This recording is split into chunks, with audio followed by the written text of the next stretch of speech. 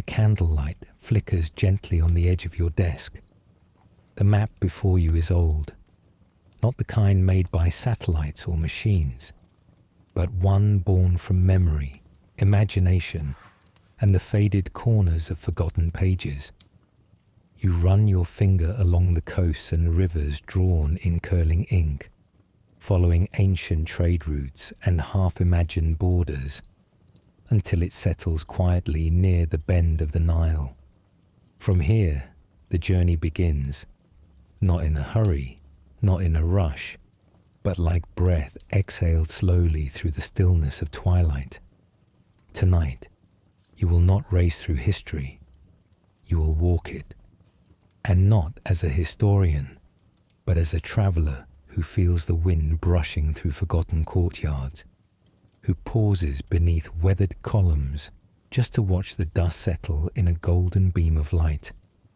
This is not a lecture, this is a return. You will pass beneath arches that no longer stand, feel cool stone beneath feet that no longer walk. These places, the seven wonders of the ancient world, are not only ruins or records, they are sensations, emotions, murmurs of what once was and what still lingers. They are not just monuments, they are echoes. Let the weight of the present ease from your shoulders. Let the noises of the day dissolve, like distant waves lapping a foreign shore. For now, you are somewhere else. You are walking through wonder.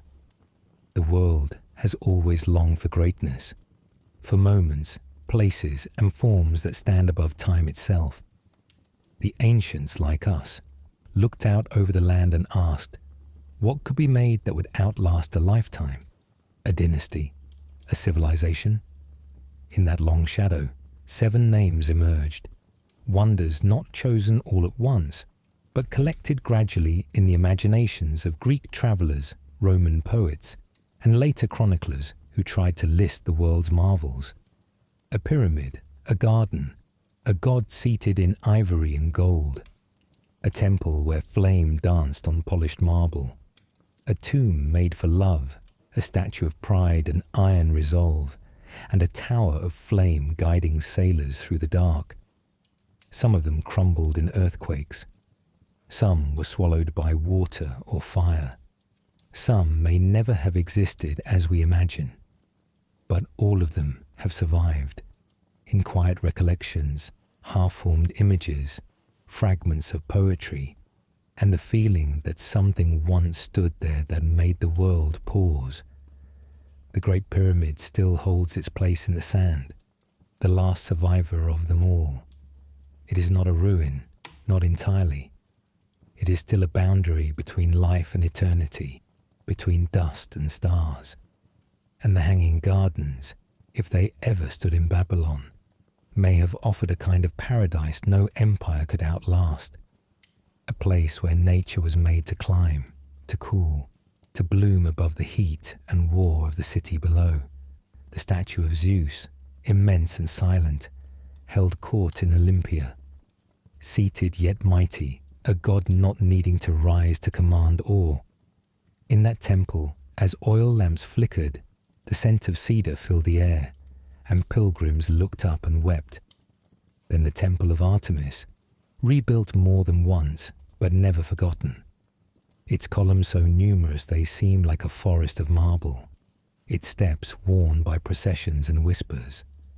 A house of the divine, lit by torchlight, and filled with the scent of burnt offerings and crushed myrrh. The mausoleum of Halicarnassus rose in love and sorrow, built not for a god, but for a king and the queen who mourned him. Yet it became godlike, a mountain carved by hands where war scenes danced along stone, and a chariot thundered on its roofline pulled by bronze horses. And in Rhodes, the Colossus, only for a moment, stood astride the world.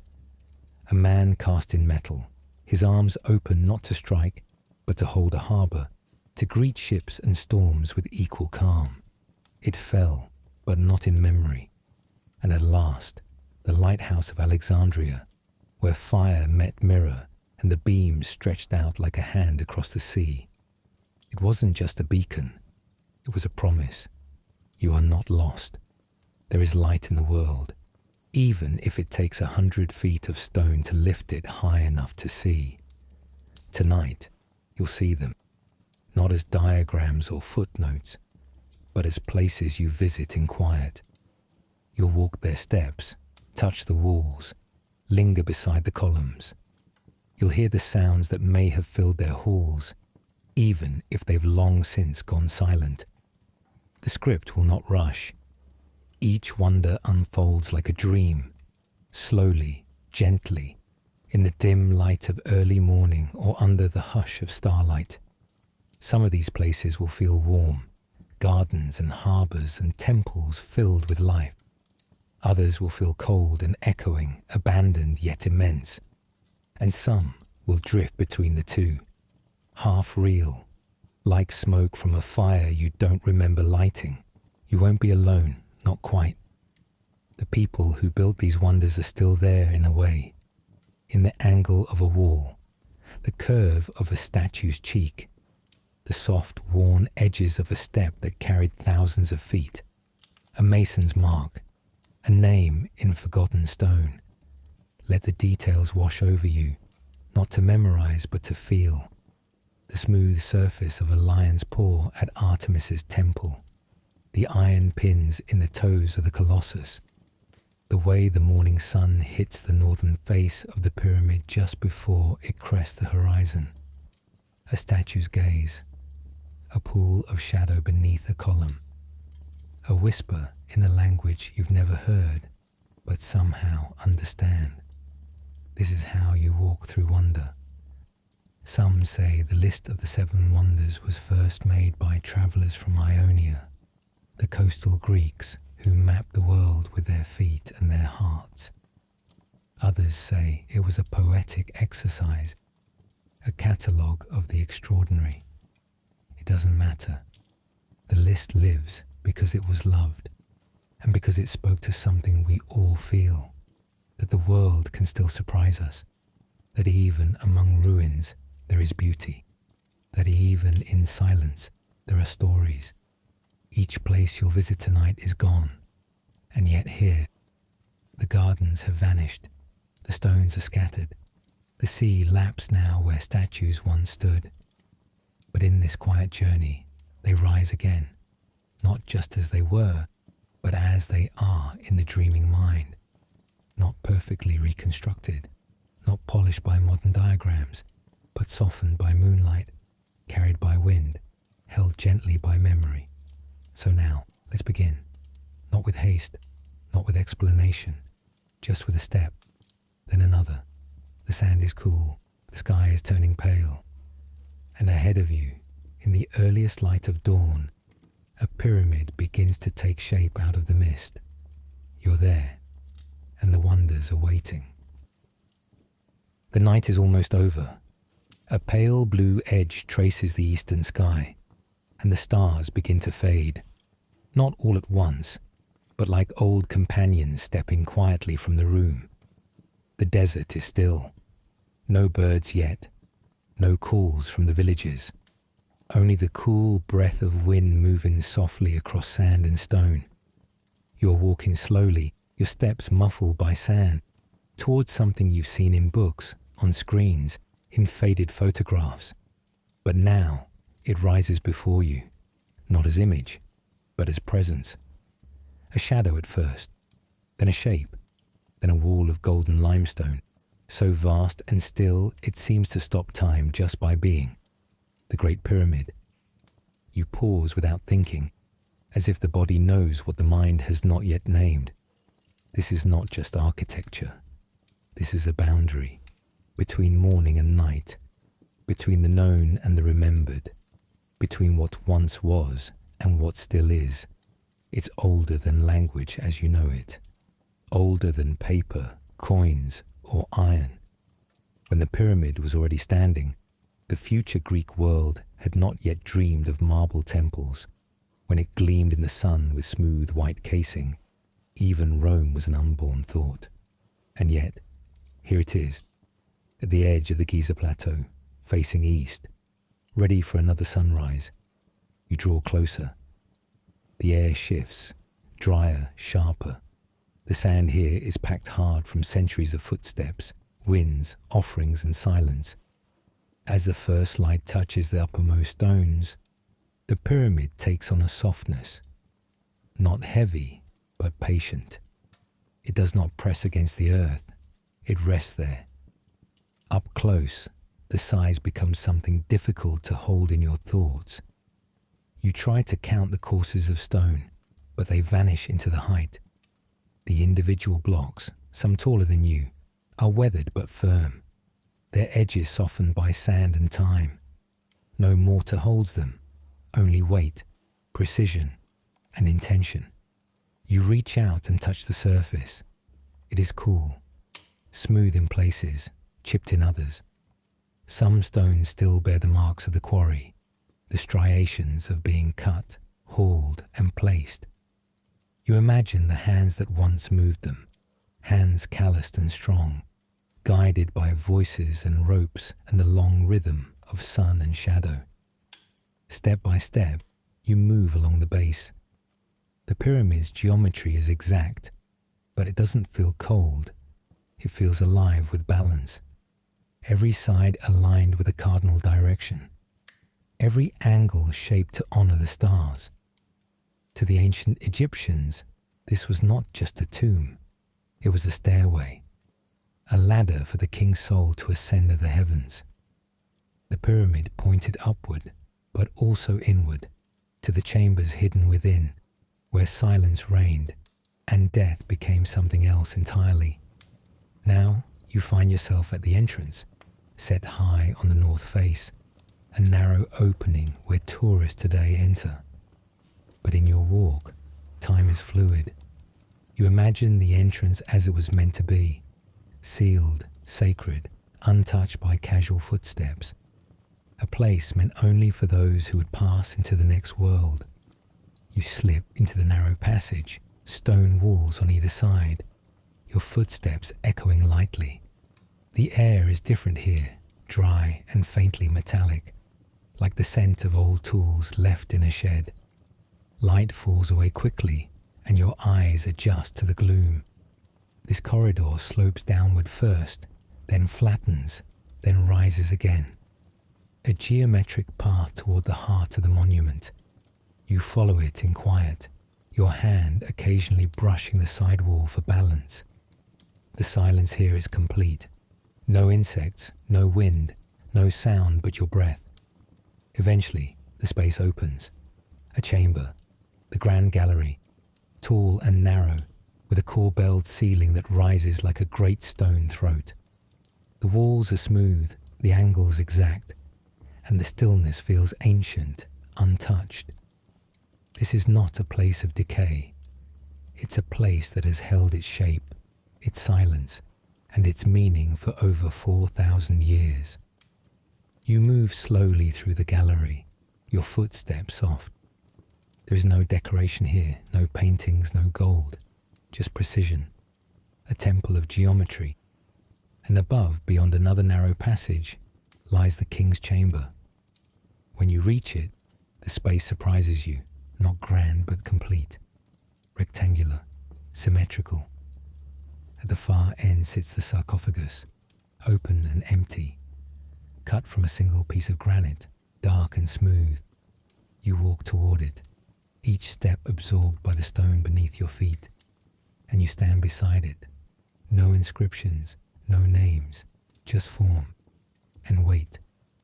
This, perhaps, was the final resting place of Khufu, whose reign shaped this mountain of stone. But it is the room itself that holds your attention. You sit for a moment on the edge of the sarcophagus, and in that stillness, you feel the pyramid not as an object, but as a space around you, its mass pressing equally from every side. You are not above the earth, but inside it, folded into its geometry like a seed in soil. Above you, the ceiling is made of granite beams weighing dozens of tons. They sit precisely, forming the chamber's roof. undisturbed after thousands of years. And beyond even that, hidden higher still, the pyramid rises toward its invisible point, once capped with electrum, gleaming in the sun like a beacon for the gods. You close your eyes, and for a moment, you hear the workers' footsteps, the creak of sleds, the chanting rhythms of stone being hauled up long ramps. You feel the pride of the builders, the awe of those who once approached this place on pilgrimage, the morning rituals sung by priests dressed in white. Then it fades again, and the silence returns. Eventually, you rise and retrace your steps, back down the narrow passage, back through the gallery, into the corridor that slopes once more to the outside world. And when you emerge, the sun is climbing higher, casting sharp shadows down the sides of the pyramid. The day has begun. You walk slowly across the plateau, past the satellite pyramids, smaller, companion structures, once meant for queens or daughters, past the half-buried mastabas, once filled with the names of officials and artisans, past the Sphinx, whose face watches forever with quiet patience. And you turn for a final look. From a distance, the pyramid returns to shape, not lines, not numbers, but feeling. It does not explain itself. It does not ask to be understood. It simply stands, enduring, breath held. The wind picks up slightly. A falcon soars above.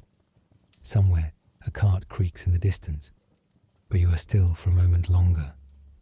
You have walked inside the breath of stone. You have stood within the balance of eternity and felt, not grandeur, but peace. And now you move on, not because the wonder is finished, but because it stays with you, in silence, in shape, in stillness, like the desert wind. The path you follow now is softer, the air more humid. The desert has fallen behind you, and with it, the endless sharpness of open sand. The light has changed too, not blazing, but diffused, gentle, as though the sky itself has taken a breath and wrapped the world in a veil of green. You are walking along a narrow stone path lined with low walls, each one covered in ivy and creeping moss. The stones are warm beneath your feet, but not hot. There is water nearby. Though you cannot see it yet, you can hear it. A trickle, a cascade, then silence again. It is not a river or a sea, but something smaller, more intentional, tamed. Ahead, the walls grow higher. Not the stern, unbroken rise of fortresses or temples, but terraced walls, stacked in layers like steps carved into the side of a hill. And from those terraces, something astonishing grows. Not one or two trees, but many. Palm fronds bend in the breeze. Vines droop in thick ropes. Blossoms open lazily toward the filtered sun. You have arrived at the hanging gardens of Babylon. It does not feel like a city here. It feels like a dream of one. Somewhere within the heart of an empire, between river and palace, someone once imagined a garden that did not follow the rules of earthbound routes, a garden that rose. Each level is a garden unto itself.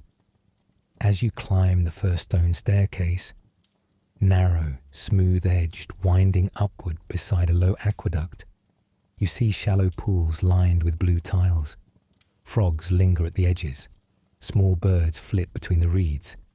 Papyrus rustles faintly. The scent of jasmine and sweet citrus drifts on the air. You pause to take it in, breathing as slowly as the garden itself seems to breathe.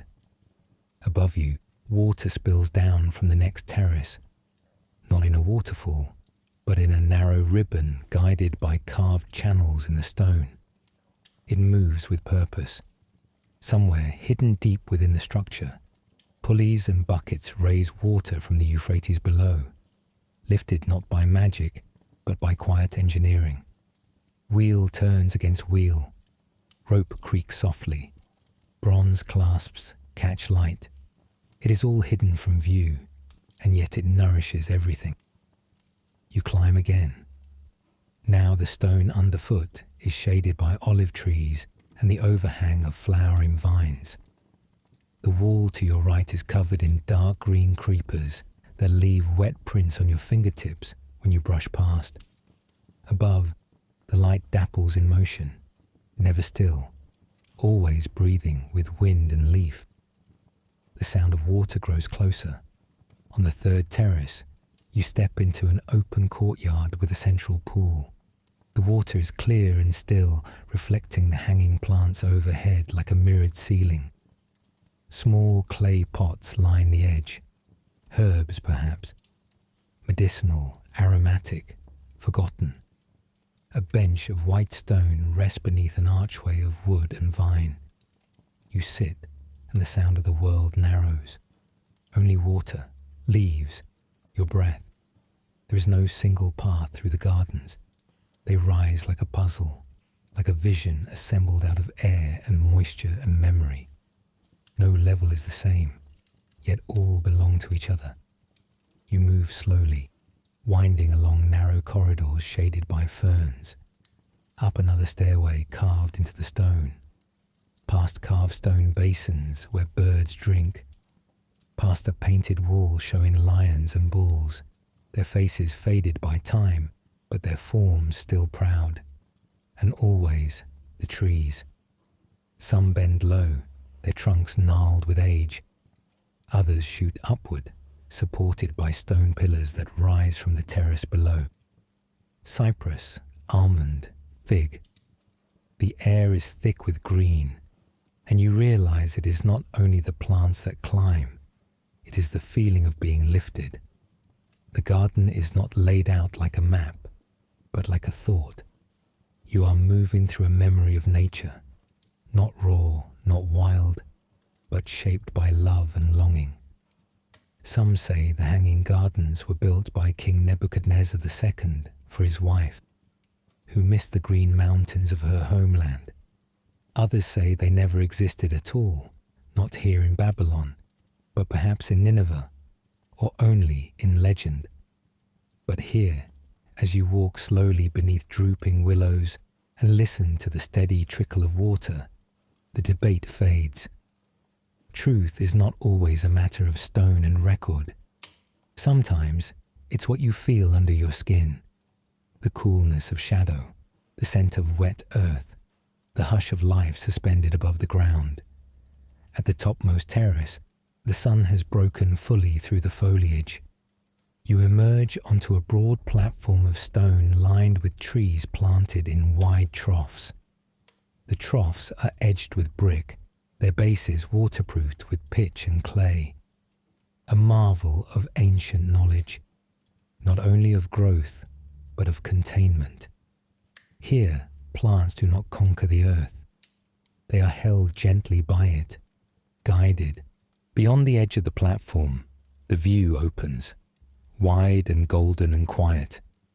You see the city of Babylon in the morning light, the river winding through it like a ribbon of silver. Ziggurats rising in the distance, their steps catching fire in the sun. Clay rooftops, distant streets, and between it all, the gardens rise like a secret, the green heart of empire. You step forward and place your hand on the warm stone balustrade. Vines creep along its edge, their leaves curling lazily in the heat. Somewhere below, a dove calls once, then falls silent again. There is something here, not just beauty, but balance and understanding. Nature shaped, but not silenced. Architecture that does not dominate, but lifts. A place where water climbs and rests, where roots do not sink down, but rise to meet the sun. You walk one more circuit around the upper terrace. A small pomegranate tree leans slightly, its fruit just beginning to blush. A narrow channel of water runs beside your feet, and the breeze moves the leaves as if the whole garden is breathing with you. You take one last slow look down, from the top terrace to the layers below. Pools, trees, blossoms, shadow. The garden is not loud in its majesty. It does not call out. It waits, patient, lush, knowing it is unlike anything else. And then, with the same silence you brought in, you descend. You retrace your steps gently, down the stone stair, past the pools, past the vines that brush your shoulder. The air becomes cooler, the light dimmer, the garden folding itself around you as if reluctant to let you go. And then you are back where you began, at the foot of a wall that no longer seems like a wall, but like a hillside made of stone and time and dream. The breeze carries the scent of rain even where none has fallen. Somewhere behind the walls, gears still turn, water still rises. You take a final breath and you carry it with you, not as a fact, not as a location, but as a place inside you, where green climbs toward gold, where silence is soft, where the world is allowed to grow upward, and with that you continue your journey, gently, quietly, toward the next wonder.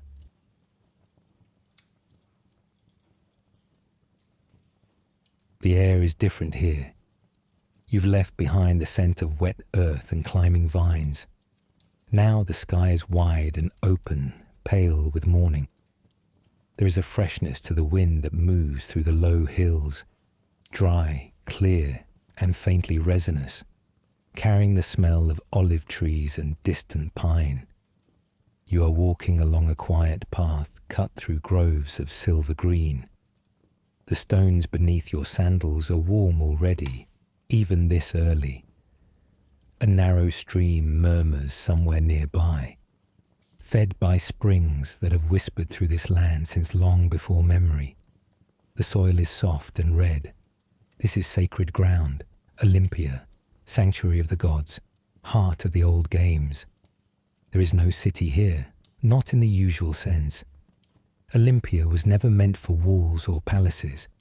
It was a gathering place, a ritual space, a meeting between mortals and something greater. And at its center, behind a row of old plane trees and marble columns, stands the Temple of Zeus, its roofline catching the first golden edge of sun. You approach slowly. Your footsteps soften as you pass into the sacred altis, the enclosed grove where the temples stand. There are other ruins here too, stowers, treasuries, bathhouses, echoes of crowds long faded, but the temple rises above them, even in simplicity.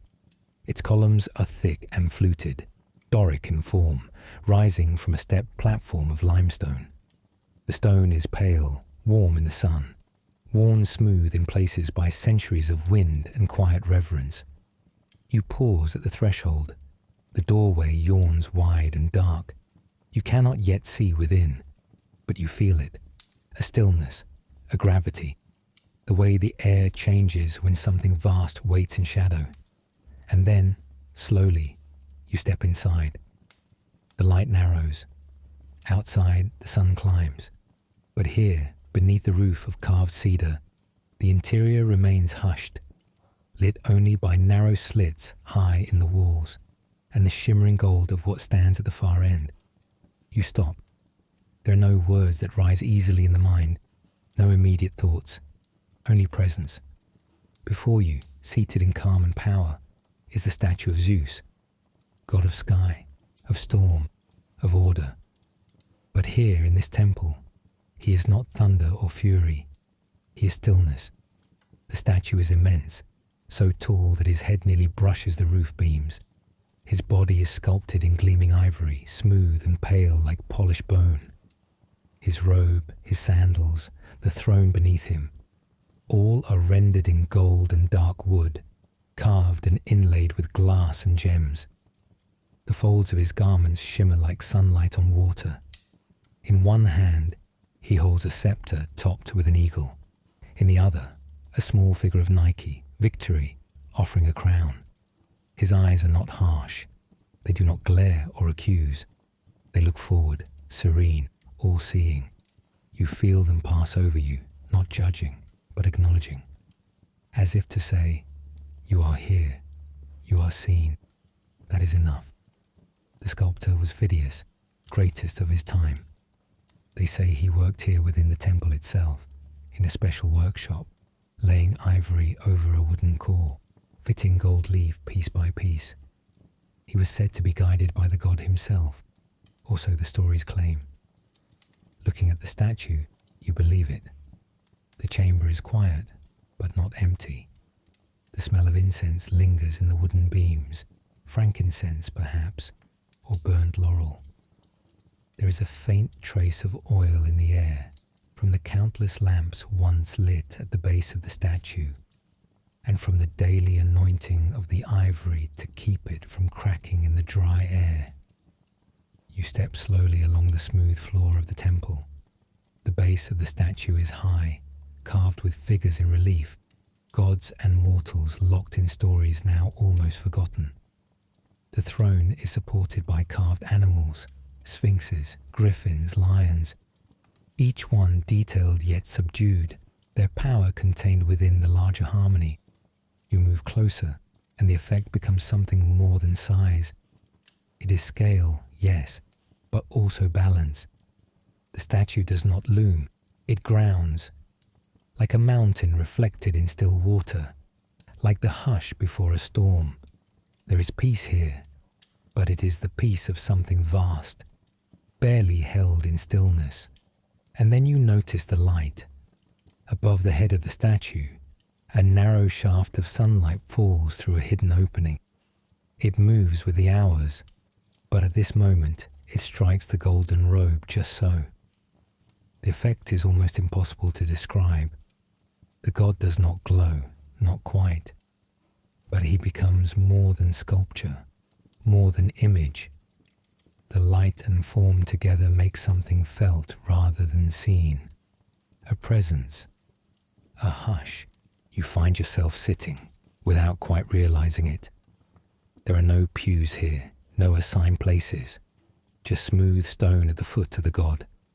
And here, people once sat for hours, days even, not to worship in speech, but simply to witness. Pilgrims came from across the Greek world to see him. They carried his image back on coins and seals, in poems and memory.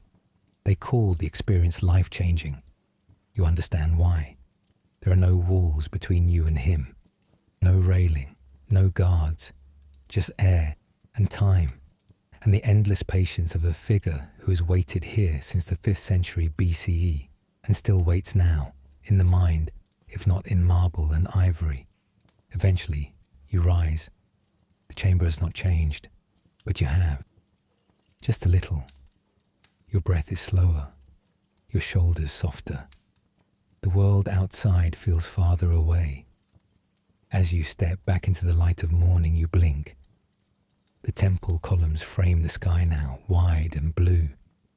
You can hear birds again, swallows darting between the ruins. Somewhere in the distance, a laurel tree rustles in the breeze. You walk past the remains of the altars, where offerings were once laid, past the gymnasium and palestra, where athletes trained, past the long track where runners once raced in silence, barefoot on packed earth, under the eye of the same god you just met. The sacred grove unfolds around you like a memory returning to itself. And as you leave Olympia behind, the image of the statue stays with you, not as a figure, but as a feeling. That calm, that gaze, that impossible stillness. A wonder not built to impress, but to listen. And so you walk onward, quiet, centered, cradling the hush of the divine as you take your next step. The road now turns toward the sea. The terrain is soft with grasses and low shrubs, olive groves thinning behind you. A breeze from the Aegean brushes against your face, dry and steady, touched faintly with salt. You are walking along the old roads of Asia Minor, Once a landscape of rising cities, vibrant markets, and temples dedicated to countless gods. But there is one place ahead that rises above them all in memory, a place where worship met wonder, where divinity wore the form of architecture itself. You are walking toward Ephesus and the Temple of Artemis. At first, there is no sign of it. The hills roll on, gentle and green. A few marble blocks lie scattered in fields. A shepherd walks slowly with his flock along the lower slopes. But then, as the path dips and the horizon clears, you see it. Not as a ruin, not in the way the world now knows it, but as it once stood. A forest of columns, tall and white, catching the last amber rays of the sun. They stretch out in lines and rows, evenly spaced, each one fluted and crowned with ionic capitals that curl like scrolls in the wind. The entire temple seems to glow, not in fire or gold, but in marble touched by light. It is immense, yet it breathes lightly, like a living structure. You approach slowly across the packed clay of the temenos, the sacred precinct. The ground is worn smooth by centuries of footsteps. You pass low walls carved with inscriptions, dedications in Greek, now softened by time. Small altars once ring this space, used by pilgrims who had travelled weeks just for a glimpse, a prayer, a moment beneath the columns. As you step onto the temple platform, the scale becomes impossible to ignore. Over 100 columns, each towering over 60 feet high, form a rectangle that stretches long and wide, like a city unto itself. The stone beneath your feet is cool, pale, and polished. You walk slowly, and every step echoes faintly, like footsteps in a dream. Inside the temple, the light does not fade, it filters. The open roof allows sunlight to fall in shafts and bands, shifting with the hours, illuminating one section at a time like a quiet performance. Doves circle high in the rafters. A breeze plays across the marble, carrying with it the faintest scent of myrrh and crushed laurel. This is no hidden chamber, no closed-off sanctum. This is space and sky, bound together by stone. You walk between columns, and the world narrows into rhythm, column, light, shadow, space. It is almost musical. The mind stops racing. The breath slows. There is only the next step, and the one after that. Then, at the far end, the statue of Artemis comes into view. She is not like the statues of Zeus or Athena. She does not sit in thunder or raise a spear. Instead, she stands, tall, straight, serene. Her gown is carved with rows of animals, lions, bulls, stags, all symbols of fertility and nature's abundance. Her arms extend outward, palms open, as though giving or receiving. Her face is calm, unyielding, slightly smiling. It is not a human smile, but something older, quieter, like the smile of the earth itself. She is not war or wisdom or law. She is life, wild yet shaped, endless yet made present in this marble form. You sit for a moment in the quiet space before her, and you remember that this temple, perhaps more than any other, was not just a house for the gods. It was a home for people. Women came here to pray for healthy births. Merchants offered tokens for safe travel. Kings sent gifts, desperate for favor. Even Alexander the Great, legend says, offered to pay for its reconstruction when it burned, though the Ephesians politely declined, choosing to rebuild it themselves. And it had burned more than once. The temple you now walk through is not the first, nor even the second, but each version rose again, larger, grander, more complete. The people of Ephesus never allowed it to vanish. To them, Artemis was not just a goddess. She was a way of life, and you feel that even now. Outside, the sky has begun to shift. The sun edges lower, casting the columns in golden streaks. Swallows wheel in the air above. You rise from your seat and begin to walk once more.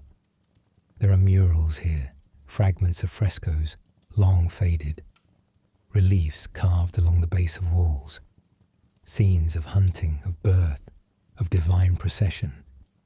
None of them shout, all whisper.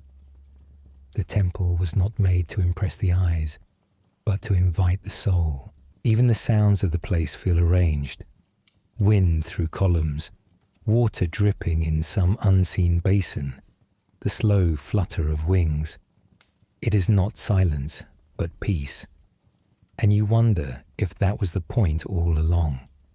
To make a space where the human and divine could meet without fear. To give the earth a voice. To create something so beautiful it makes you pause, listen, and simply be. You step once more into the central aisle. Columns stretch before you. The temple is vast, but the path is clear. And as you walk, you begin to understand why this was called one of the greatest wonders of the world. Not for its size, though it was immense. Not for its decoration, though it was exquisite. But for its effect. It takes nothing from you.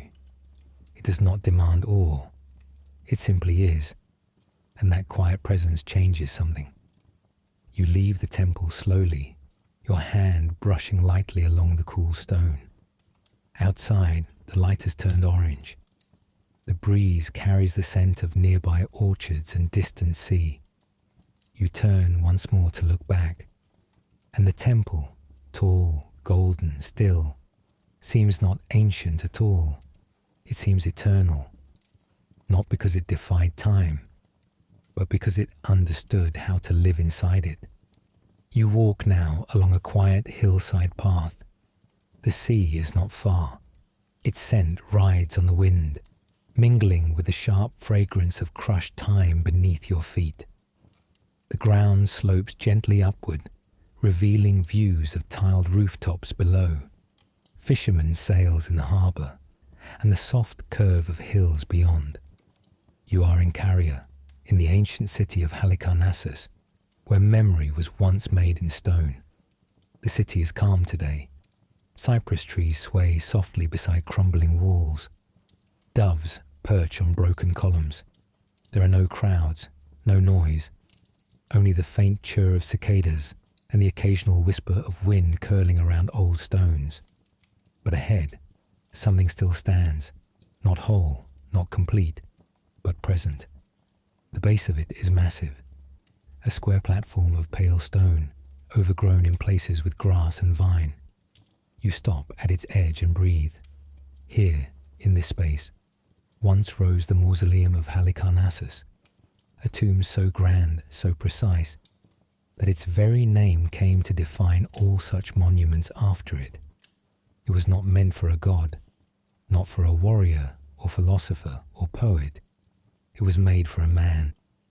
You take your first step onto the platform. The stone is warm and pitted. The foundation alone would rival temples in other lands. This was no afterthought, no quiet grave. This was a structure built not just to contain memory, but to give it shape. The man it was built for was Mausolus, a satrap, a governor under the Persian Empire, a man of wealth, ambition, and vision. When he died in the 4th century BCE, his wife and sister, Artemisia II, commissioned something extraordinary.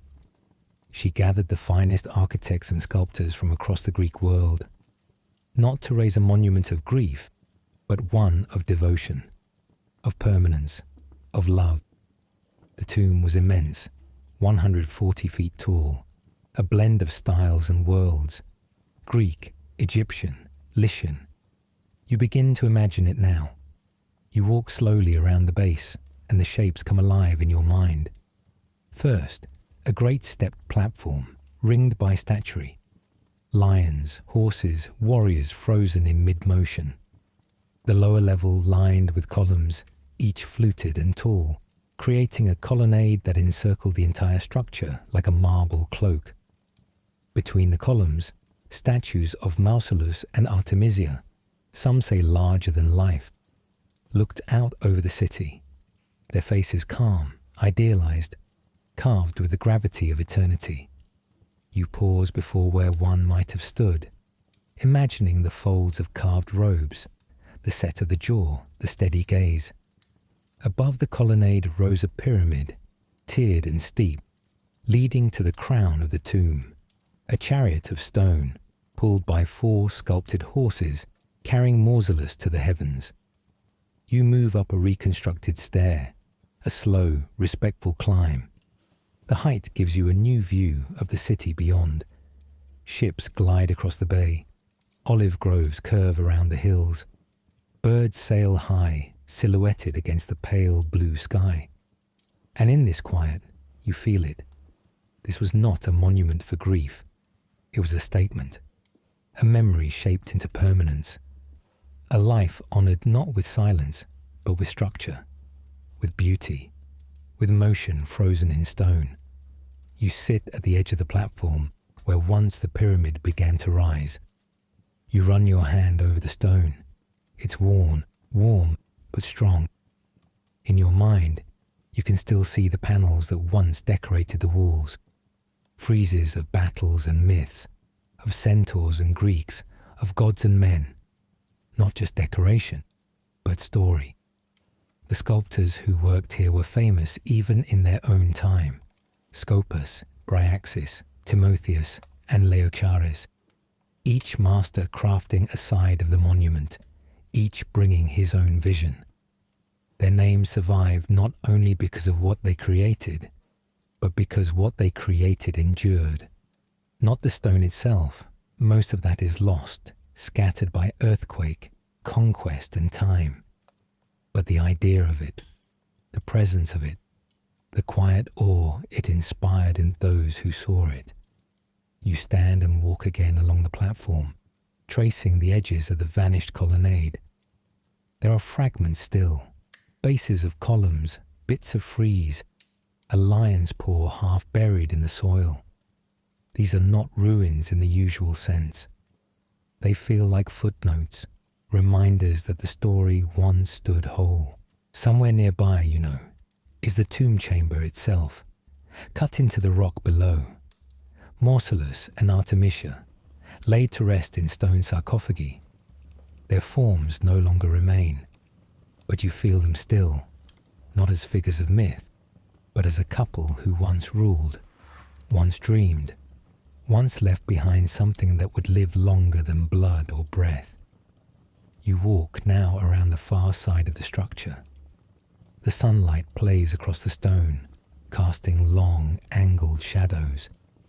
A small tree grows from a crack near the corner, young but persistent.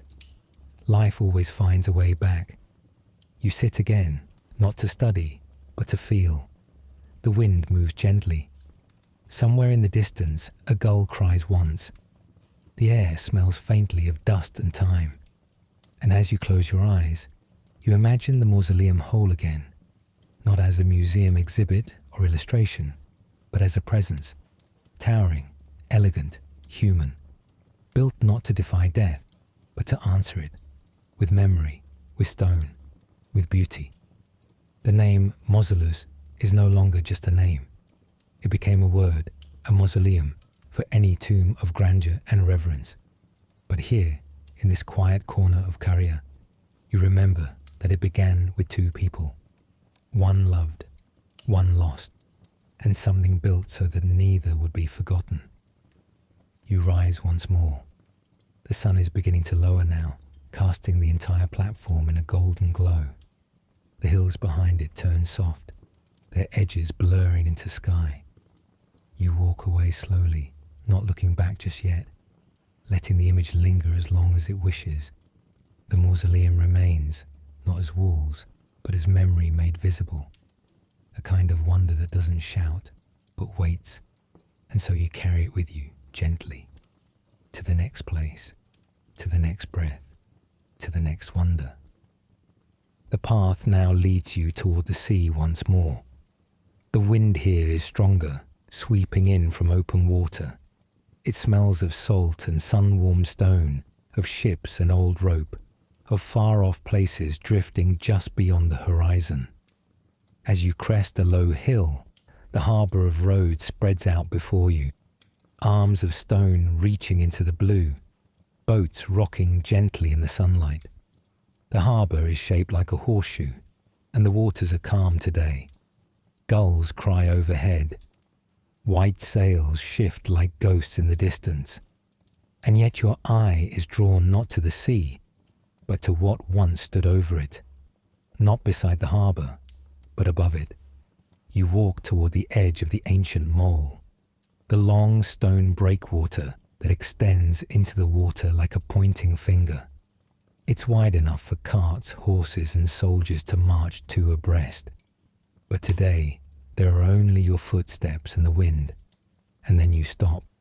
Here once stood the Colossus of Rhodes. He does not rise before you now. The statue is gone, fallen, broken, melted into myth. But close your eyes, be still, and the air seems to shift. You feel it, not a shape but a scale. The Colossus was bronze, they say, over 100 feet tall as the Statue of Liberty would one day be. A god rendered in metal, not a quiet god, not distant, but the sun himself, Helios, protector of Rhodes, rising not from myth, but from the human will to honor survival. He was built in the wake of siege. You sit for a moment on a worn stone block, watching the waves curl against the wall. In 305 BCE, Demetrius the besieger tried to take Rhodes. He failed. The Rhodians, triumphant, sold the enemy's abandoned war machines and used the proceeds to build something immortal, a symbol, a thank you, a declaration. They gave form to Helios. You imagine the base first, a round stone platform, perhaps near where you now sit, anchored deep, weighted with iron and stone. From it, the statue rose, segment by segment, cast in bronze, assembled with pulleys and scaffolding and years of labour. The god stood tall, one hand shielding his eyes from the sea, or perhaps raised in salute, a cloak draped over one shoulder. Muscles idealized, yet calm. His face serene, not fierce but radiant. The artist did not depict rage, they depicted confidence. They gave the island a guardian, and what a sight it must have been. Sailors arriving at Rhodes would look up, not to a watchtower or temple, but to a figure who caught the morning sun on his bronze skin. They say the statue stood astride the harbour mouth, legs apart, ships sailing beneath him. But you know now that this is likely legend. More likely, he stood beside the harbour, one arm outstretched, his face turned east, watching the rising sun. Still, even here, where only air remains, his presence lingers. You rise and walk to the edge of the stone quay. The harbour stretches wide and blue before you. To your left and right, the foundations of old towers remain. Some say the feet of the Colossus were once planted here, that the echoes of his steps still live in the stones, and as you stand between them, the wind shifts. You imagine it, not as a statue, but as a moment. The light on bronze, the creak of ropes as workers raise the final section, the applause of the crowd gathered below, the slow shimmer of the god's face as it catches fire in the sunrise, not angry, not cold, but watching. A sun god made of metal, born of siege and pride and hope. You walk now through the quiet harbour town. The streets are paved with worn stone, the buildings whitewashed, blue shutters creaking in the breeze. The scent of grilled fish and distant figs mingles with brine. Children play beneath awnings. Cats sleep in the shade. No one here can see the Colossus anymore, but everyone knows him. His image appears on coins, on walls, in tales passed from one voice to another, Some say when the statue fell, after an earthquake less than a century after it was raised, it lay in pieces, each segment enormous, each hand the size of a man. Tourists from ancient lands came to marvel at the ruins, running their fingers over broken bronze toes. For centuries, the pieces lay untouched, until, they say, a later conqueror sold the bronze as scrap, carted off on hundreds of camels, lost to time, but not forgotten. You return now to the sea wall. The sun is lowering in the west. The waves are gilded, the sky deepening into amber and pale purple. You sit again, letting the breeze tug at your sleeves, and you feel it, not regret, not absence, but weight, the weight of memory, of a wonder that does not need to rise again to be real, because what mattered was not only the statue, but the act, the choice to build, to rise, to shape defiance into beauty, to lift up a god as if to say, we endured, and we still do. The Colossus of Rhodes was not built to last forever. It was built to remind, and as the last of the sun touches the waves, you rise quietly. Your shadow stretches long across the stone. You walk away slowly, not because there is nothing left to see, but because the wonder has already settled inside you. Not bronze, not lost, but light and presence and the open sky. The journey now brings you to the edge of two worlds, sea and land, east and west, memory and myth.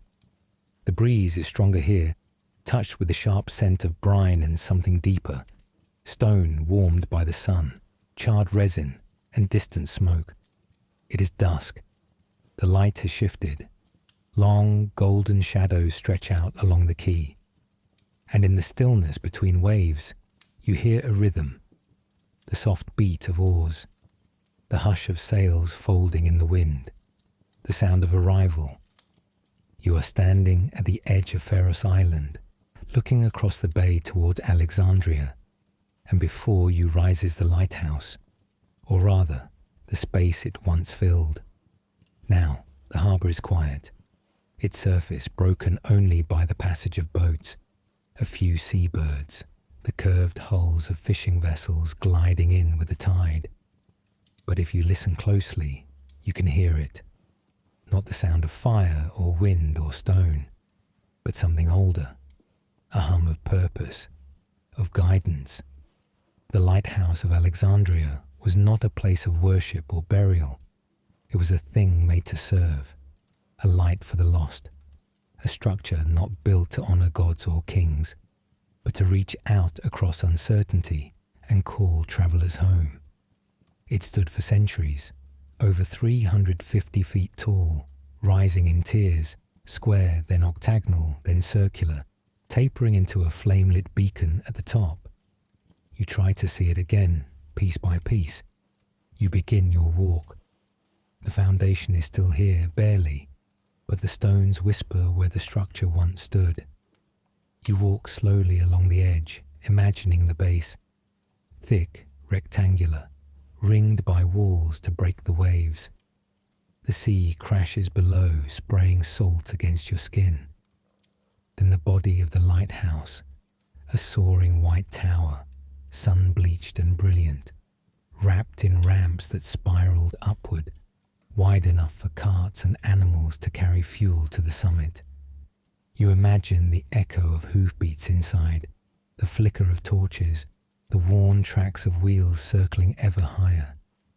Near the top, an open gallery where sentries once stood, watching both the sea and the city. Beyond that, the final tier, round, crowned with polished mirrors and lenses, surrounding a beacon flame that could be seen for miles. Even by day, they say the light shimmered, reflected by bronze and glass, caught in the sea mist, glinting like a star fallen to earth. You stop now near the edge of the island, staring out across the water. The city of Alexandria stretches wide behind you, its streets in grid formation, its famed library and temple domes catching the last orange blush of the sun. You wonder what it must have felt like to be a sailor returning from long weeks at sea, to crest the horizon and see not a shoreline, but a tower, not just a building, a sign that you were near safety, that someone had lit a fire for you.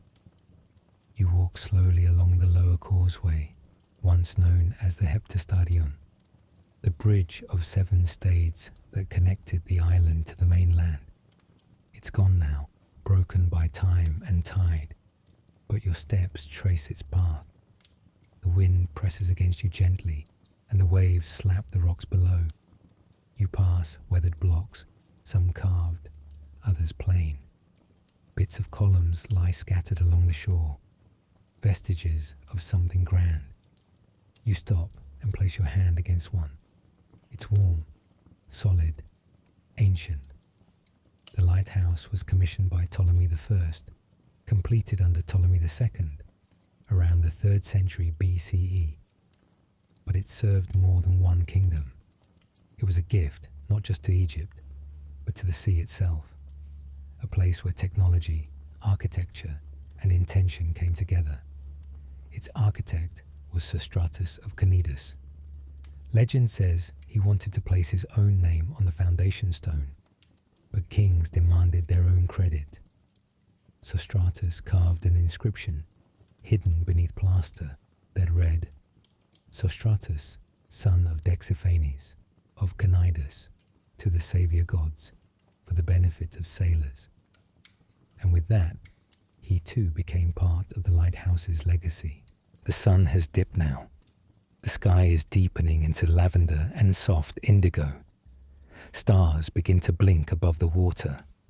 You imagine the flame being lit, layers of wood soaked in oil crackling to life atop the tower, the fire reflecting off distant sails, the tower glowing like a second moon. You close your eyes for a moment. The lighthouse no longer stands. Earthquakes took it, slowly, over centuries. Some of its stones now lie underwater, scattered across the harbour floor. But somehow, it never vanished. Its idea endured. It became the blueprint for all lighthouses that followed. It became the word itself, Pharos, a synonym for light and guidance, a name that crossed languages, centuries, and oceans. You sit on a low rock now, your legs tucked beneath you, the wind brushing against your cheek. The harbour is calm. Somewhere across the water, a bell rings, distant, soft, a reminder of other vessels, other watchers. And as you sit, you begin to understand why this wonder mattered. It was not just its height, not just its precision, but its purpose, to give shape to hope, to tell the lost that they were not forgotten, to burn through the dark not for glory, but for others. A wonder not of conquest or worship, but of service. You stand again, slowly. The stars are clearer now. The sky is deep and blue-black. The sea reflects tiny lights. Lanterns on boats, perhaps. Or the mirrored memory of the old flame above. You walk back along the causeway, the stones still warm beneath your feet. Behind you, the wind catches your hair, lifts your thoughts. You don't look back. You don't need to. The lighthouse isn't gone. It's in every light lit in welcome, in every hand raised in signal, in every fire built so someone else can find their way. You keep walking, carrying the glow, one wonder to the next. You've walked far now, through marble and bronze, across deserts and oceans, through gardens in the air and pyramids rooted in stone. You've walked with the hum of civilization at your side, and with the wind of forgotten centuries brushing past your cheek. But now the world begins to quiet again, not just the surroundings, but inside you too, like a tide that has reached its high point and is now easing away. You are still walking, still present, but your steps are slower, softer. There is no need to reach the next wonder just yet, because this place, this moment, is its own kind of wonder. You are surrounded by fragments. Somewhere in the mind, a column still stands. Somewhere in the body, a footprint echoes on old stone. But here, where you now walk, there are no towering statues, no temple gates, no flame rising above the harbour, just open space, grasses, wildflowers, stones half buried in soil, the roots of olive trees breaking through carved marble, worn too smooth to read.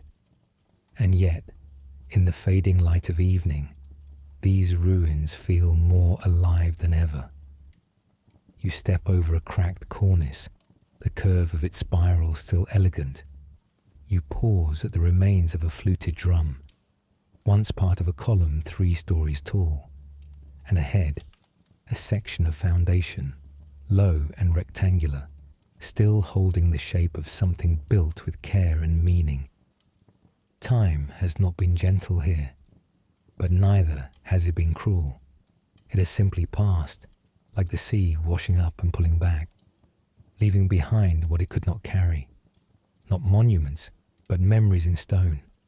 And so you wander, not towards something, but within it. The silence is thick but not empty. It is full of presence, of ghosts that do not haunt, but wait patiently to be seen again. The chirp of cicadas hums beneath the still air. Somewhere, the wing beat of a bird brushes past an unseen tree. You sit on a block of carved stone, possibly once part of a threshold. The light is golden now, the sun hovering low across the hills. You reach down and run your hand across the surface. It's warm, pitted, faintly granular, but in the grain you feel intention. This stone was shaped, held, placed. It bore weight, and now it bears witness. You close your eyes and imagine what once stood here, not just height and mass, but movement. The sound of tools striking stone, the laughter of workers, the groan of pulleys lifting slabs, the clatter of sandals on marble floors. Now there is moss where there was once tile. Now there is quiet where there was once ceremony. But nothing is ever truly gone. You begin to walk again, slowly, tracing the faint outlines of a wall, a doorway, perhaps a courtyard, perhaps a shrine. There are no signs, no placards, just space. You pass the hollow of what may have once been a basin. Rainwater collects in it still, reflecting the sky. You pass a pile of stones that may once have formed a pillar base, now sunken into the earth like the remnants of a dream. But you do not mourn this. You let it rest, because the wonder is not only in what stood, it is in what remains, not only physically, but emotionally, intellectually, spiritually. The knowledge that across vast distance and endless years, something once mattered so much that people carved it, shaped it, lifted it stone by stone into the sky. That energy does not vanish, it merely settles, like dust, like light, like memory. You come now to the edge of a low hill. From here, the view opens wide, rolling land, scattered trees, a few distant shepherd huts, the shimmer of water further out. The last sunlight is turning orange gold. You sit again, legs stretched out, arms resting loosely at your sides. And you reflect, not just on the ruins, but on what they mean. Not just loss, but continuity. These places, these wonders, were not created as museum pieces. They were lived around, prayed in, built by hand, touched by thousands of lives, many of them forgotten, nameless. It was not just kings who made them. It was workers, mothers, sailors, pilgrims, carvers, teachers, and now you. Because by sitting here quietly, without expectation or noise, you've stepped into that long continuum. You are part of the same slow current that once shaped columns, set fires on towers, and planted gardens in stone terraces. You are a witness, a quiet participant, a traveller who has not come to take but to listen. And the ruins speak, not in words, but in atmosphere, in shape, in space. They remind you that permanence was never the goal, only presence. Even broken, even scattered, they hold their meaning. Because wonder is not always loud. Sometimes it's a whisper. You rise again, your limbs heavy with the calm of stillness. The sky above is deepening now. First blue, then violet. The first stars emerging like breath held and finally exhaled. The air cools, the earth darkens. You walk back the way you came. Not because you are leaving, but because you're ready to carry something forward. A sense of scale, not in size, but in time. A reminder that we live in the aftermath of greatness, not to mourn it, but to feel the warmth of its echo. You walk now with reverence, not toward a structure, but toward a realization that the real wonder is not only what was built, but what is felt when you remember it, even in ruins, even in shadow, even in silence. These places, these wonders, were not created as museum pieces. They were lived around, prayed in, built by hand, touched by thousands of lives, many of them forgotten, nameless. It was not just kings who made them. It was workers, mothers, sailors, pilgrims, carvers, teachers, and now you. Because by sitting here quietly, without expectation or noise, you've stepped into that long continuum. You are part of the same slow current that once shaped columns, set fires on towers, and planted gardens in stone terraces. You are a witness, a quiet participant, a traveller who has not come to take but to listen. And the ruins speak, not in words, but in atmosphere, in shape, in space. They remind you that permanence was never the goal, only presence. Even broken, even scattered, they hold their meaning. Because wonder is not always loud.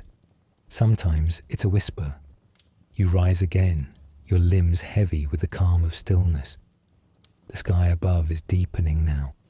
First blue, then violet. The first stars emerging like breath held and finally exhaled. The air cools, the earth darkens. You walk back the way you came. Not because you are leaving, but because you're ready to carry something forward. A sense of scale, not in size, but in time. A reminder that we live in the aftermath of greatness, not to mourn it, but to feel the warmth of its echo. You walk now with reverence, not toward a structure, but toward a realization that the real wonder is not only what was built, but what is felt when you remember it, even in ruins, even in shadow, even in silence. A boy at the hanging gardens carrying soil basket by basket, his arms thin but steady. A mason at Giza, hammering bronze into the shape of a lotus, his motions automatic, practiced through hundreds of repetitions. A scribe documenting shipment loads for the construction of the Lighthouse at Alexandria, his wax tablet smoothed and reused a dozen times. And perhaps, somewhere, a mother walks past the edge of a construction site, holding her daughter's hand, pointing up at the rising monument and saying softly, "They built that." Not with arrogance, but with wonder.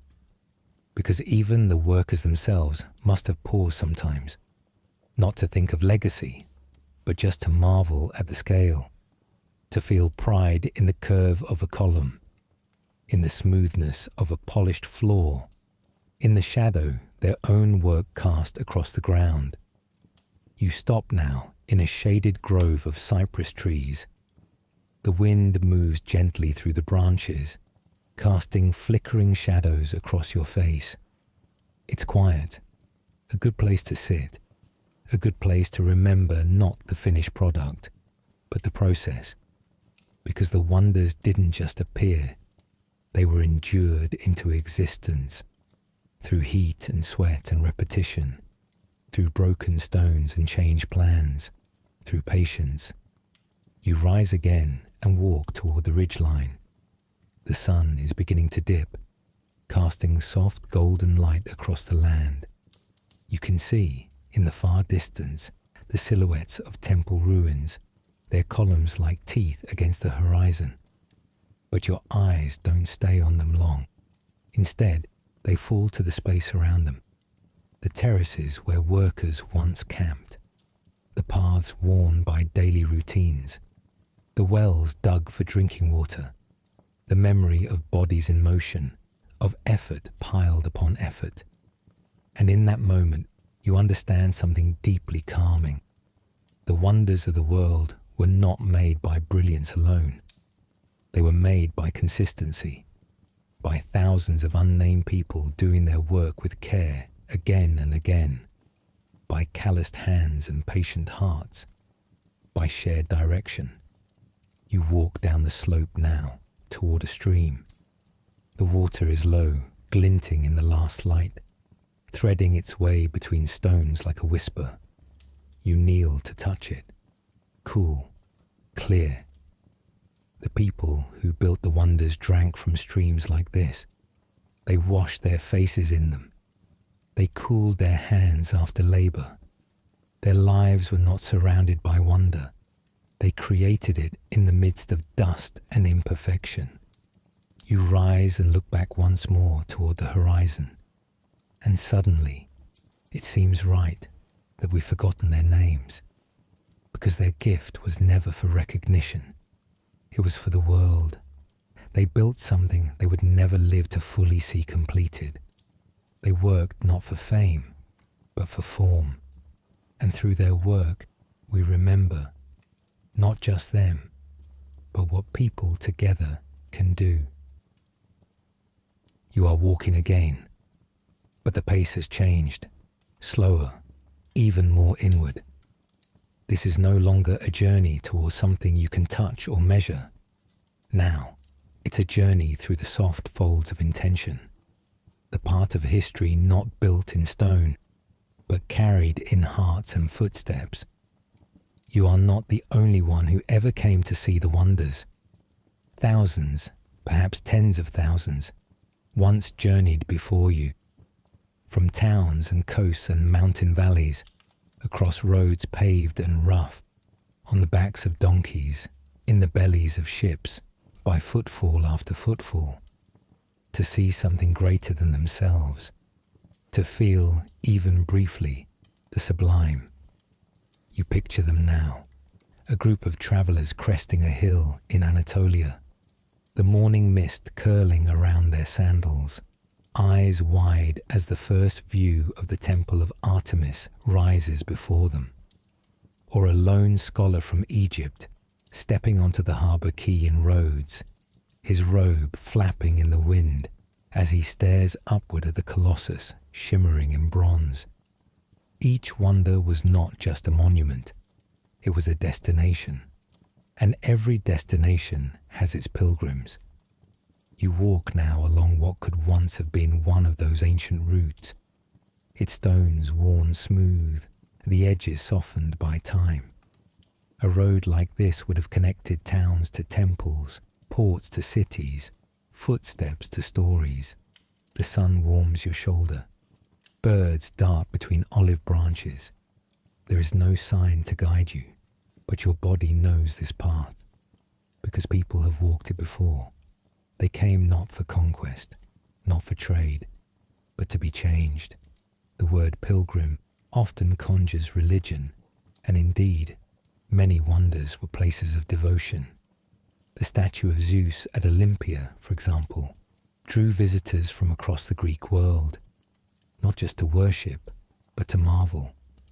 They would enter the temple's hush and stand before the seated god, 30 feet tall, adorned in gold and ivory, his calm gaze resting on all. Some knelt, others wept, Others stood in stunned silence. You imagine one such traveller now, a merchant from Corinth perhaps, who took months to make the journey. He arrives dusty, road-worn, shoes frayed. He enters the cool interior of the temple, and when his eyes adjust, he sees it. Not just the statue, but what it represents, the scale of human craftsmanship, the merging of myth and material, the serenity made visible in sculpted form.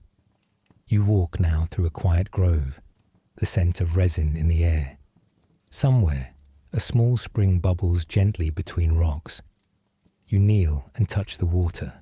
It's cold, sweet, grounding. Pilgrims would have stopped at places like this, offering thanks, resting their feet, filling their flasks.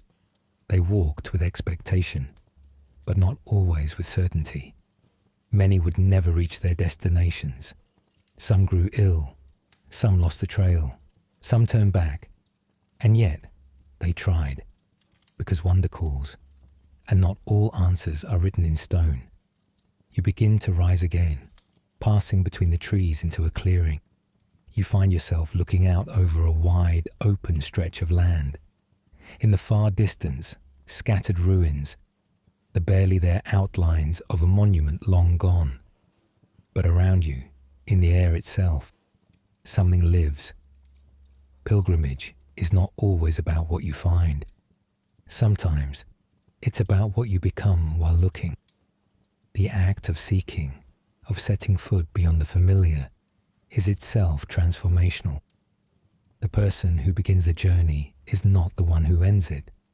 Even now, in the softness of evening, you feel this. You are not who you were at the beginning. You have walked among giants, passed through myth and memory, sat where artisans laboured, looked where kings once gazed, and yet you carry no souvenirs, just a quiet fullness, a lengthening calm. This is what many ancient travellers sought, not just to see, but to feel something beyond the daily, to press their lives against the immensity of things, and to discover that they too were part of it.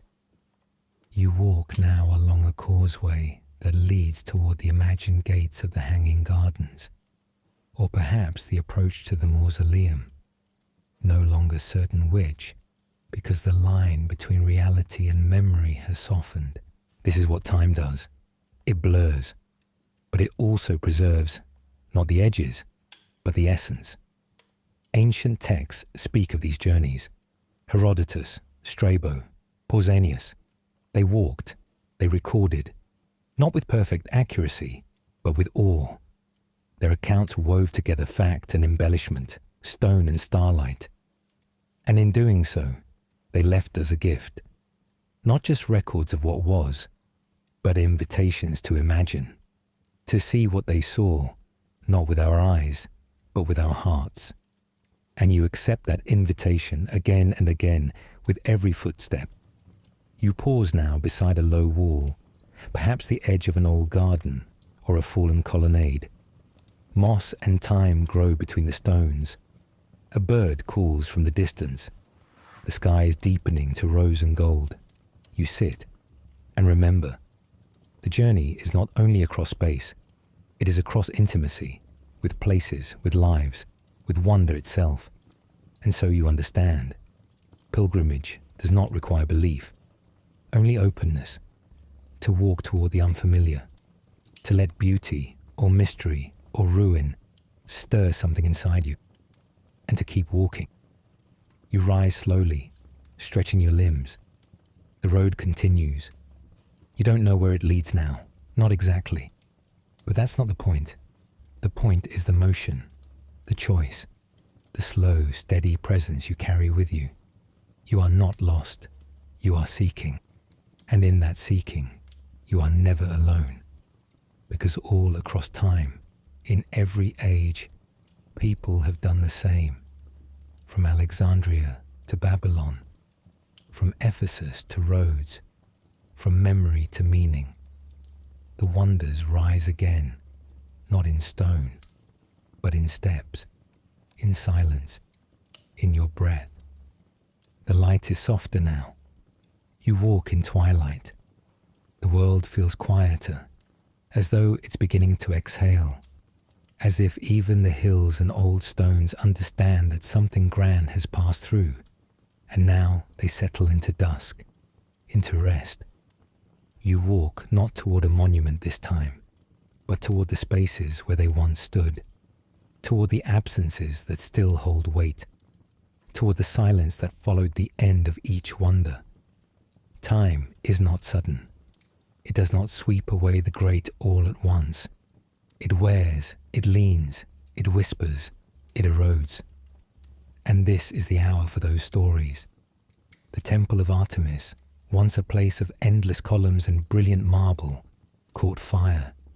It burned in the dark, torched by a man who wanted to be remembered. His name does not matter, but the flame did. The temple fell, and though it rose again, even stronger, it was later pulled down by conquest and time.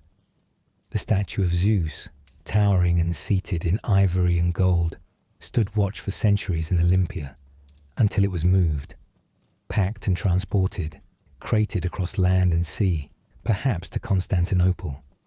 And there it vanished, some say by fire, others by war. The image of the god did not fall so much as dissolve. You walk now through an open field, dry grass brushing your knees. There are no statues here, but the earth remembers. The mausoleum at Halicarnassus, that quiet tower of mourning, was shaken by earthquakes. The statues fell, the columns cracked. Crusaders used its stones to build a fortress, embedding memory into battlements. Not out of malice, perhaps, but practicality. Still, something was lost in the shift from elegy to wall.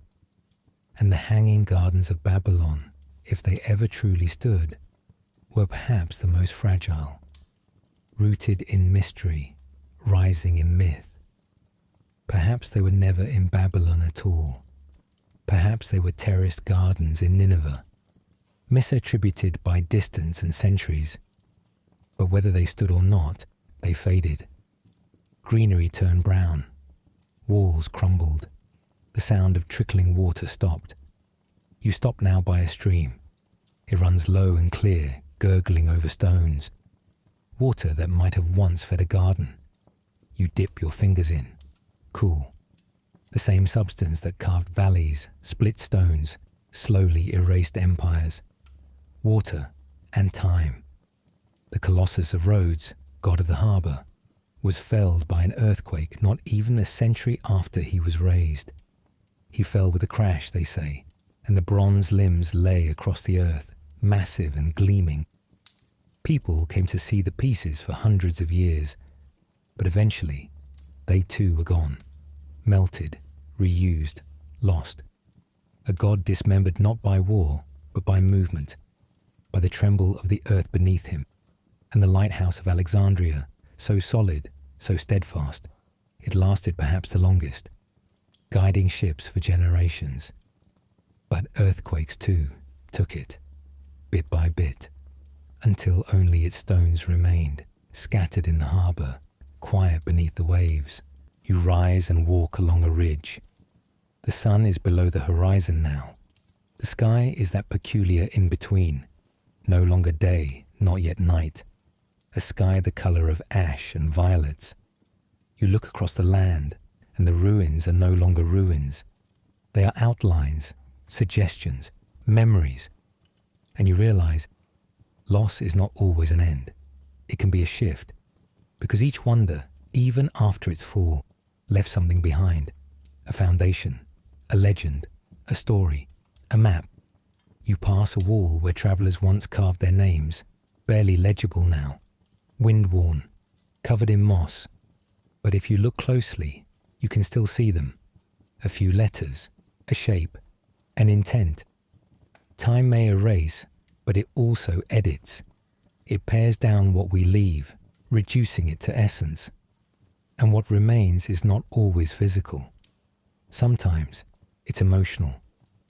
You walk through a stand of cypress trees now, their dark trunks tall and still.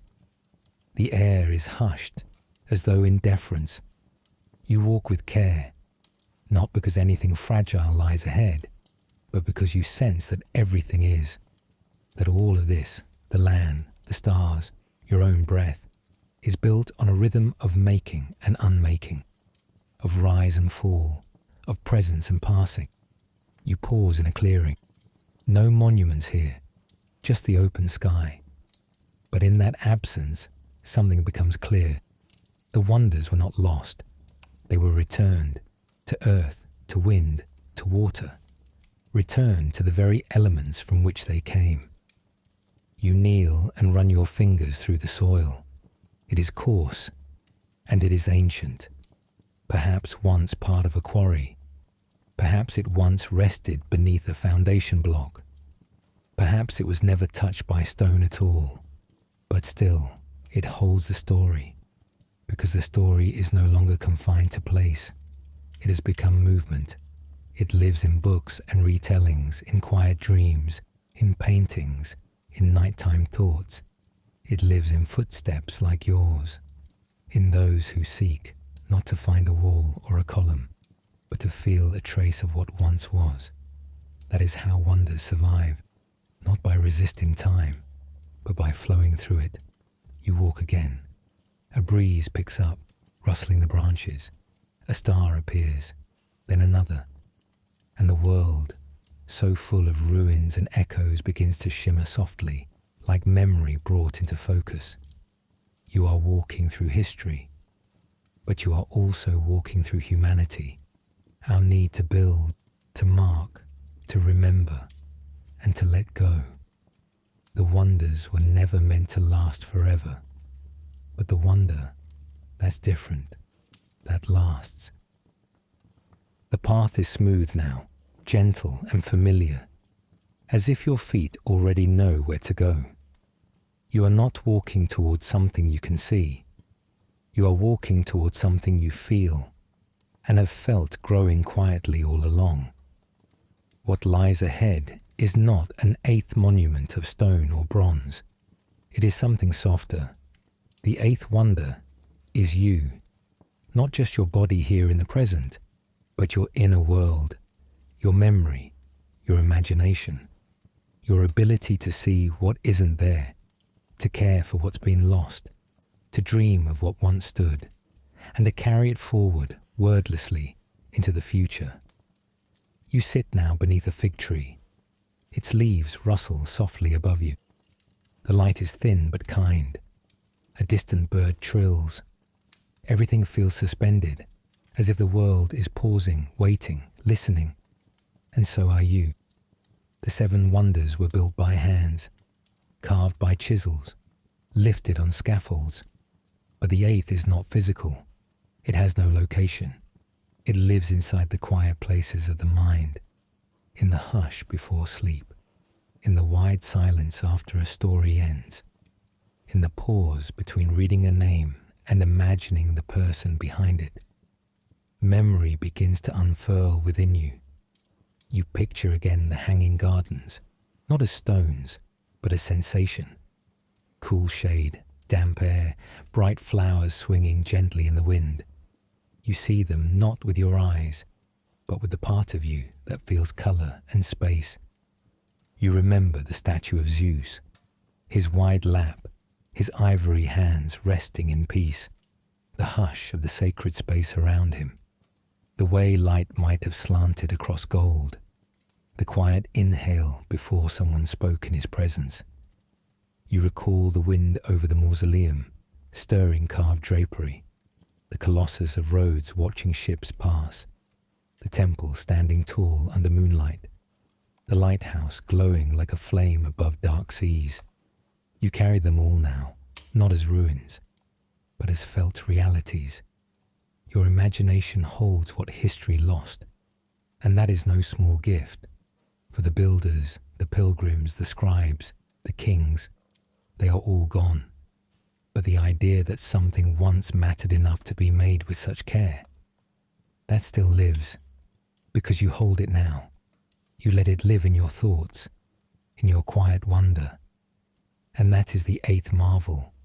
the human capacity to connect across time, to take fragments, half-formed memories, and stretch them into fullness, to make meaning from silence, to let the wind pass through ruins and hear stories instead of emptiness.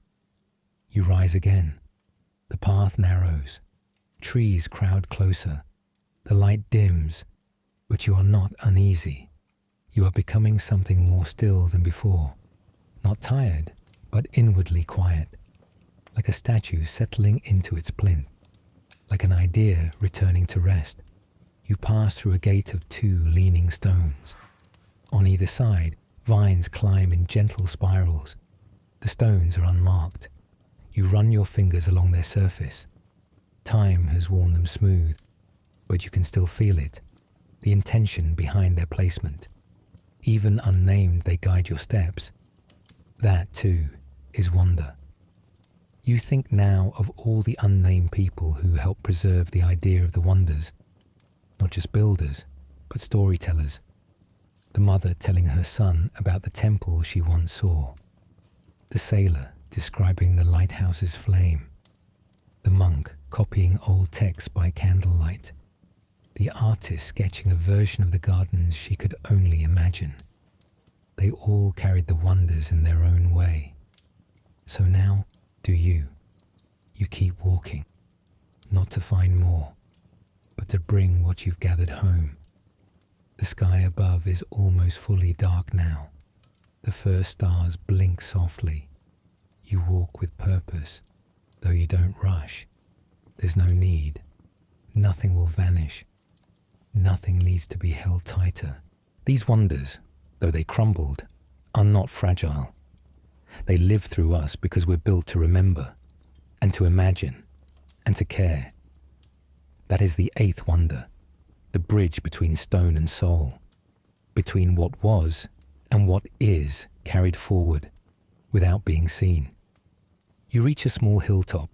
You sit again, legs folded, back straight, gaze cast to the horizon. You breathe slowly, once, twice, and then more deeply. And in that breath, you feel it all rise. The awe of scale, the scent of carved stone, the echo of hammers, the heat of midday sun on marble steps, the hush of sacred chambers, the cool of shaded gardens, the fire of lighthouse beacons, the trembling of an earthquake, the silence after collapse. You don't sort these memories. You let them rest in you all at once. And as they settle, you feel not sadness, not loss, but connection. This was never about visiting places. It was about walking through the echo of effort, of beauty, of transience. And now you hold that echo in stillness.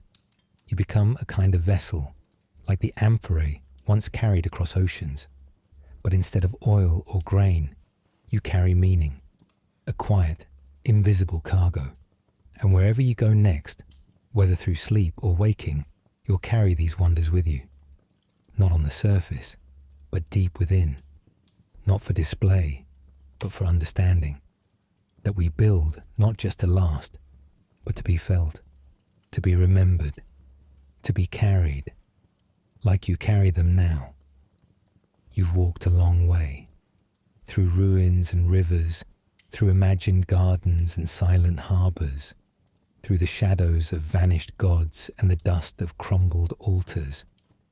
You've walked in footsteps left 1,000 years ago, and in spaces where no one's feet have touched in centuries. And now you find yourself here, still, quiet, a breath held at the end of a sentence. There are no more wonders ahead, but that's because they are now within you. You sit on a flat stone near the edge of a quiet ridge. The stars are out in full now, like soft embers scattered across the deep sky. A cool wind stirs the grass. Somewhere in the distance, a nightbird calls. You are surrounded not by ruins, but by memory. Not by monuments, but by feeling. The journey was never really about what was built. It was about how it echoes. You remember the weight of the stones beneath your fingers, the heat rising from sunlit columns, the hush of sanctuaries and the clang of scaffolding. You remember the colour of carved lions, the tangle of vines on ruined walls, the shimmer of bronze reflecting across water. And yet, you saw none of it firsthand, but you still saw it, because this was always a journey of the mind, of the heart, of stepping softly through places that no longer stand, and feeling them unfold in your imagination like petals of a long-forgotten flower. And in this way, you walked alongside millions, travellers long before you. The mason from Samos who paused to look at the Temple of Artemis before climbing the scaffolding. The merchant's son who glimpsed the lighthouse from the deck of his father's ship. The scholar who knelt before the feet of Zeus at Olympia and forgot for a moment how to speak. They are gone, but they are not lost. They live in your memory now too. You lie back in the grass. The night is soft and cool. You look up at the sky, wide and dark and still, wider than any pyramid, older than any temple, and you think, maybe this was the original wonder, the first ceiling, the first monument, the first thing humans stared at in awe. The stars will never fall into ruin, but we still try, again and again, to match their stillness, their presence, their light. And perhaps that is what the seven wonders really were. Not attempts to conquer time, but to honour it, to hold a moment still, to lift beauty so high that the earth had to look up at it in return. You turn onto your side. The scent of wild herbs lingers nearby. A rock presses gently into your shoulder. You do not shift away. You let the moment settle, undisturbed. There is peace in this ending, not the kind of peace that forgets, but the kind that remembers differently. When you first began this walk, the wonders were vast, unreachable, monuments of stone and fame. But now, after each step, they've become something else, not less, but more intimate, because what survives is not always what stands tall. What survives is what is felt, and you have felt it. In gardens and broken roads, in columns and dust, in silence. You close your eyes. The journey ends not with a door or a gate, not with an inscription or a great fanfare, but with breath, with rest, with the soft turning inward that follows a long and loving exploration. And tomorrow, you may forget a name, a year, a place, but you will remember this feeling of walking softly through something that mattered and being changed quietly because of it. That is what history is. Not just knowledge, but companionship. A slow reaching backward with open hands. And sometimes, if you're lucky, those ancient hands reach forward too and meet yours. So now, as the stars watch over you and your mind drifts gently into rest, remember this. The wonders of the ancient world were not just marvels of engineering. They were acts of belief. Belief that beauty matters, that memory matters, that time, though it moves, also holds. And now you hold something too.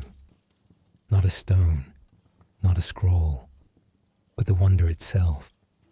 Still glowing, still breathing, still with you, wherever you go next.